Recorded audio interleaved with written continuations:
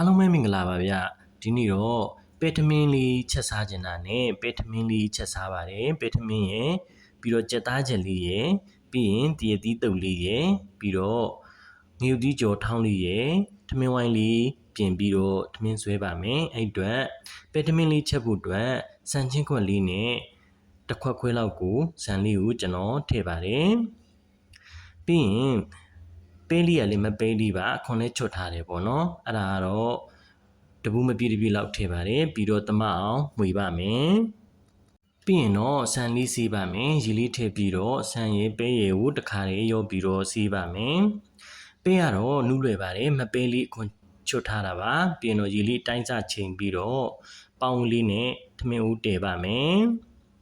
ထမင်းဦးလေးတည်ပြီးပြီဆိုရင်တော့ကြက်သားလေးချက်ဖို့အတွက်ပြင်ပါမယ်ကြက်သားလေးကိုစားလေးထည့်ပါမယ်ပြီးရင်ချိုမုံထည့်မယ်ပြီးတော့ချိုမုံရဲ့စားရဲ့ကြက်သားလေးကိုစိတ်ဝင်သွားအောင်တီချာလေးနေပါမယ်ဒါလေးကိုကြက်သားလေးကိုနေပြီးတော့ကျွန်တော်နှက်ထားပါမယ်ကြက်သားလေးလည်းနေပြီးပြီဆိုတော့ကြက်သွန်ပြူလေးထောင်းမယ်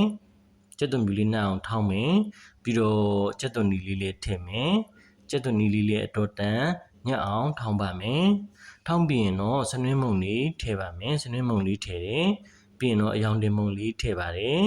ပြီးတော့ဆက်ပြီးတော့ထောင်းပါမယ်အယောင်လေးလှအောင်ပြီးတော့ဂျင်းလေးလည်းထည့်ပါမယ်ဂျင်းလေးကတော့ထောင်းထားပြီးသားလေးပါအဲ့ဒါလေးထည့်ပြီးတော့ညှက်သွားအောင်ထောင်းပါမယ်အယောင်လေးလည်းထွက်လာအောင်တီချာလေးလည်းယူဆိုင်လေးထောင်းပါမယ်ထောင်းလို့အယောင်လေးတွေလည်းလှပြီဆိုရင်တော့ခွက်လေးတွေကိုတီချာလေးခတ်ပြီးတော့ထည့်ပါမယ်ဒါကတော့နှိမ့်ရအောင်ကြက်သားရည်ပြီးတော့ကြက်သွန်ပြူကြက်သွန်နီစနင်းမုံအယောင်တွေမုံနေထောင်းထားတာလေးတွေအနှစ်လေးလည်းရအောင်အယောင်လေးလည်းရအောင်ထောင်းတာဖြစ်ပါတယ်ပြီးတော့ဒဲဦးလေးတွေကိုစီထည့်ပါမယ်စီလေးကျက်ရင်တော့ထောင်းထားပြီးသားလေးတွေကိုထည့်လိုက်ပါမယ်စီတက်ပါမယ်ဒါလေးတွေကိုစီတက်ပါမယ်ဒါလေးတွေနွန်းသွားအောင်ပြီးတော့အယောင်လေးလည်းပြောင်းသွားတဲ့အထိပေါ့စီလေးတက်ပါမယ်စီလေးတက်ပြီးလို့စီလေးလည်းပြန်လာတဲ့အခါမှာကြက်သားလေးထည့်ပါမယ်အစာပလာတွေနဲ့ထားပြီးသားဖြစ်တဲ့အတွက်အချိုမုံစားတွေကိုမထည့်တော့ပါဘူးကျွန်တော်ကရိုးချင်းချင်းလေးပဲချက်တတ်တာမဟုတ်ချုံမုံစားပဲအသုံးပြုပါတယ်ကြက်သားမုံတောင်မထည့်ပါဘူးကြက်သားချူနေပြီးသားမို့လို့ပါပြီးရင်တော့ရေလေးလောင်းပြီးတော့တရီလောက်ကောင်းကောင်းလေးတည်ပါအောင်မယ်အဲ့အတွက်ဖုံးလေးအုပ်ပြီးတော့ရေလေးကျတဲ့ထီအောင်တည်ပါမယ်ဖုံးလေးဖွင့်ပြီးတော့တီချာလေးလည်းမွေပါမယ်ဦးလေးကတ်တဲ့ရင်လည်းကတ်တက်လို့ပါဒီရေလေးခန့်တဲ့ထီအောင်တီချာလေးယူဆိုင်လေးမှွေပြီးတော့တည်ပါမယ်ကြက်သားဟင်းလေးကလည်းချိုမုံစားဝင်မှပဲစလို့ကောင်းပါတယ်သူရဲ့အစာတွေကြက်သားတွေကိုစိတ်ဝင်မှပဲစလို့ကောင်းပါတယ်ရေလေးခန့်တဲ့ထီအောင်တီချာလေးယူဆိုင်လေးမှွေပါမယ်ဒီလိုနေထားဆိုရင်တော့ကျွန်တော်ရဲ့ကြက်သားလေးရပါပြီကျွန်တော်ရဲ့ကြက်သားဟင်းလေးရပါပြီရေလေးခန့်ပါပြီစီလေးပြန်ပါပြီအဲ့အတွက်ကျွန်တော်ရဲ့ကြက်သားဟင်းလေးကိုပကံလေးတွေကိုထည့်လိုက်ပါမယ်ဒါလေးကတော့ကျွန်တော်ရဲ့ကြက်သားဟင်းလေးပါစီပြန်လေးနဲ့အစာလေးဝင်လေးနဲ့တီချာလေးချက်ထားပါတယ်ပြီးရင်တော့ကျွန်တော်ကြက်သီးလေးတုပ်ပါမယ်ကြက်သီးကတော့ကိုယ်ပိုင်ချင်းတည်ထားတဲ့ကြက်သီးလေးဖြစ်ပါတယ်ချင်းသိပ်ထားတဲ့ကြက်သီးလေးဖြစ်ပါတယ်ပြီးတော့ကော်ပီရုပ်လေးထည့်ပါမယ်ကြက်ချင်းလေးတွေကိုပြီးရင်ကြက်သွန်ကြီးငရုတ်သီးစိမ်းလေးကိုတီချာလေးထည့်ပါမယ်ကြက်သွန်ငရုတ်သီးစိမ်းထည့်ပြီးပြီဆိုရင်တော့ငရုတ်သီးကြက်မှုန့်လေးထည့်ပါမယ်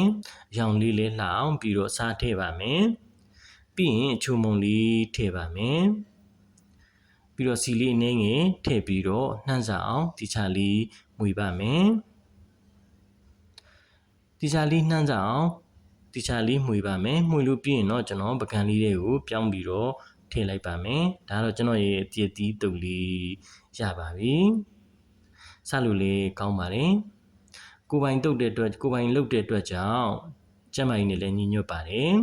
ကြက်သီးလေးတုပ်ပြီးပြီဆိုတော့ငရုတ်သီးလေးကြော်ပါမယ်အဲ့အတွက်ဒဲဦးလေးတွေကိုစီလေးထည့်လိုက်ပါမယ်ပြီးရင်ရေဆေးပြီးသားဖြစ်တဲ့ငရုတ်သီး6တောင်လေးတွေကိုဒဲဦးလေးတွေကိုထည့်လိုက်ပါမယ်ဒါလေးကတော့တီချာလေးကြော်ပါမယ်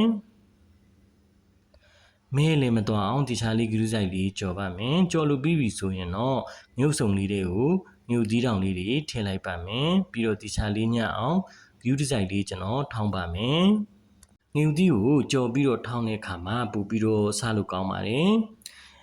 တီချာလေးညက်ပြီဆိုရင်တော့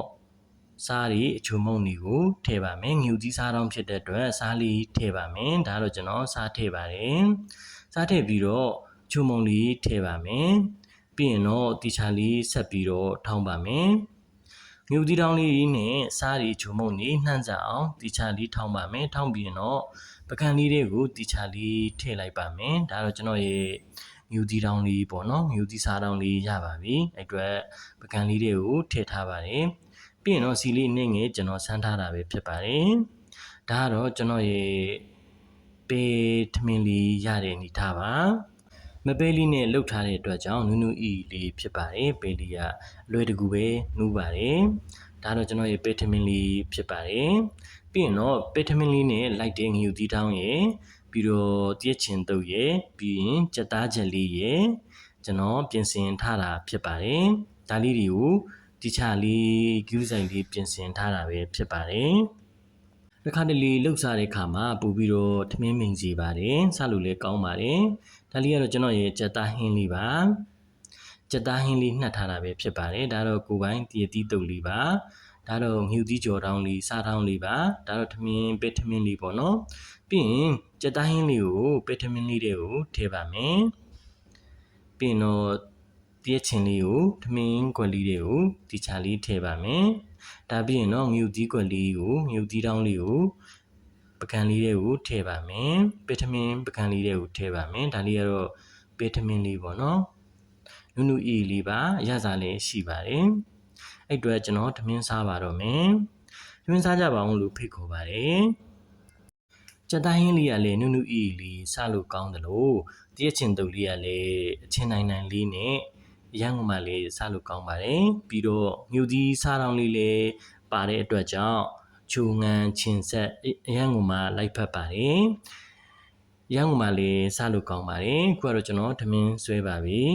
ကျွန်တော်ရဲ့ဗီဒီယိုလေးတွေကိုအဆုံးထိကြည့်ပေးတဲ့အတွက်လည်းကျေးဇူးအများကြီးတင်ပါတယ်နောက်နောက်ဗီဒီယိုလေးတွေလည်းအဆုံးထိကြည့်ပေးပါအောင်လို့တောင်းဆိုပါရစေခုကတော့ကျွန်တော်ထမင်းဆက်စားပါမယ်